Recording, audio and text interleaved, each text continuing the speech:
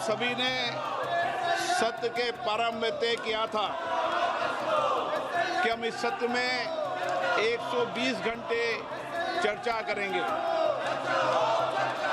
Business advisory committee में भी इस पर सहमति बनी थी, लेकिन लगातार गतिरोध और नियोजित व्यवधान के कारण हम केवल 37 घंटे ही चर्चा कर पाए।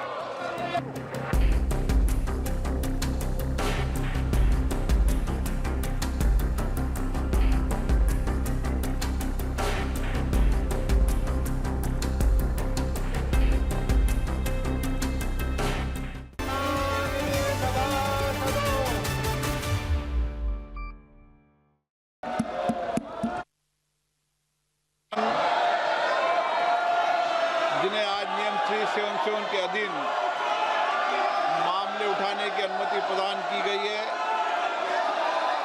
वह व्यक्तिगत रूप से सदन के पटल पर तुरंत अपने अनुमोदित पाठ को सदन के पटल पर रख सकते हैं। माननीय सदस्यगण, हम 18वीं लोकसभा के 5वें सत्र की समाप्ति की ओर अग्रसर हैं। यह सत्र 31 जुलाई 2025 को आरंभ हुआ था। इस सत्र में 14 सरकारी विधेयक पुनर्स्थापित किए गए तथा कुल 12 विधेयक पारित किए गए। दिनांक 28 और 29 जुलाई को ऑपरेशन सिंदूर पर विशेष चर्चा हुई, जिसका समापन माननीय प्रधानमंत्री जी के उत्तर के साथ हुआ। दिनांक 18 अगस्त 2025 को भारत के अंतरिक्ष कार्यक्रम की उपलब्धियों पर विशेष चर्चा प्रारंभ की गई। इस सत्र में कार्यसूची में 419 तारांकित प्रश्न शामिल किए गए थे, किंतु लगातार नियोजित व्यवधान के कारण केवल 55 प्रश्न ही मौखिक उत्तर दिए जा सके। हम सभी ने सत्र के प्रारंभ में तय किया था कि हम इस सत्र में 120 घंटे चर्चा करेंगे।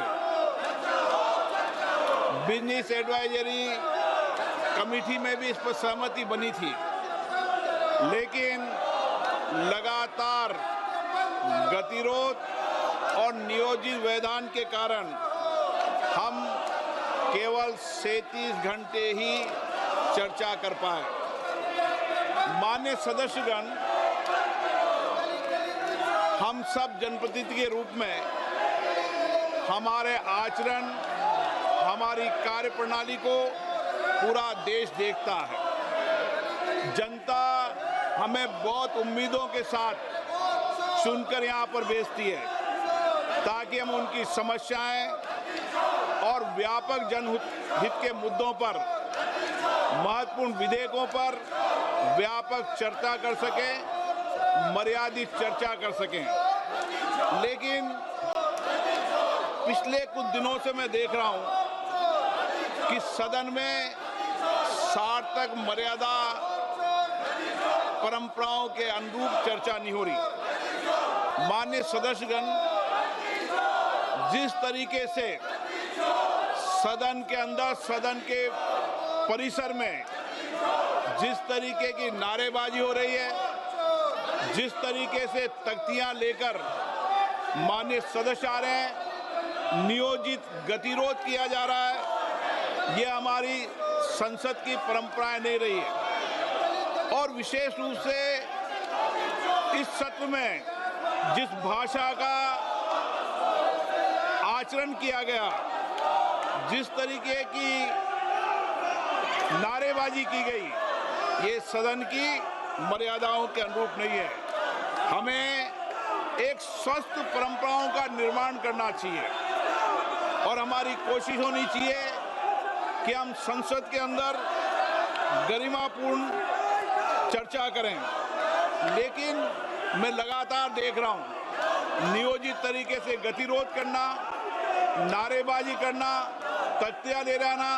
मैं आपसे आग्रह करना चाहता हूं कि ये देश का सबसे बड़ी लोकतांत्रिक संस्था है, हमें इससे बचने का प्रयास करना चाहिए और संसद के अंदर भी और संसद के परिसर में भी हमारी भाषा संयमित और मर्यादित होना चाहिए। सहमति और असहमति होना लोकतंत्र की स्वाभाविक प्रक्रिया है, किंतु हमारा सामूहिक प्रयास होना चाहिए कि हम सदन की गरिमा को, मर्यादा को और शालीनता को बनाए रखें। माननीय सदस्य, मैंने हर माननीय सदस्य को हमेशा पर्याप्त समय, पर्याप्त अवसर दिया है, लेकिन जिस तरीके का आपका आचरण है, देश आपके आचरण को, आपकी कार्यप्रणाली को देख रहा है। मैं फिर आपसे आग्रह करता हूं कि हमें प्रयास करना चाहिए कि हमारी स्वच्छ लोकतांत्रिक संस्था के अंदर अच्छी परंपराएं, अच्छी प्रॉपर्टियों को हम लागू करें और इसके लिए सामूहिक चिंतन भी करना चाहिए और सभी राजनीतिक दलों को आत्ममंथन भी करना चाहिए ताकि देश की लोकतांत्रिक स्वच्छ संस्था की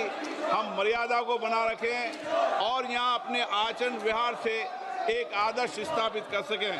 माननीय सदस्यगण, अंत में मैं सत्र की कार्रवाई में सहयोग हेतु माननीय प्रधानमंत्री जी का, सभापति तालिका के मेरे सहयोगी साथियों का, केंद्रीय मंत्रिमंडल में माननीय सहयोगियों का, नेता प्रतिपक्ष, सभी दलों के माननीय सदस्यों का, मीडिया के प्रतिनिधियों का, लोकसभा सचिवालयों का, संबद्ध एजेंसियों का हार्दिक धन्यवाद व्यक्त करता हूं।